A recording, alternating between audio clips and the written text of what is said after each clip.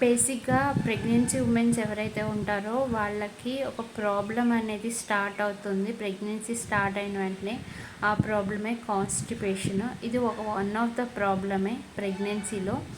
So ఆ problem నేను మా డాక్టర్కి చెప్పినప్పుడు నాకు సాఫ్ట్ టూల్ అని చెప్పి ఒక ఇచ్చారు. సో అది నాకు అసలు వాడడం ఇష్టం లేదు.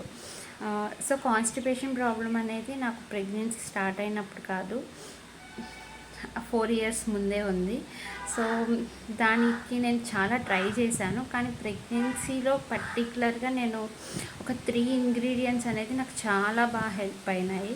సో హెల్ప్ అవుతున్నాయి. సో ఇది ఎవరికైనా యూజ్ అయితే మాత్రం షేర్ చేయండి. సో ఫస్ట్ వన్ వచ్చేసి నెయ్యి, సెకండ్ వన్ వచ్చేసి అంజీరా, థర్డ్ వన్ వచ్చేసి జామకాయ.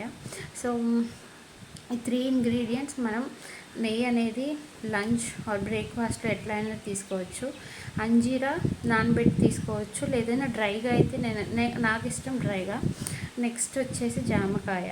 సో మనం ఈవినింగ్స్ అయినా తీసుకోవచ్చు.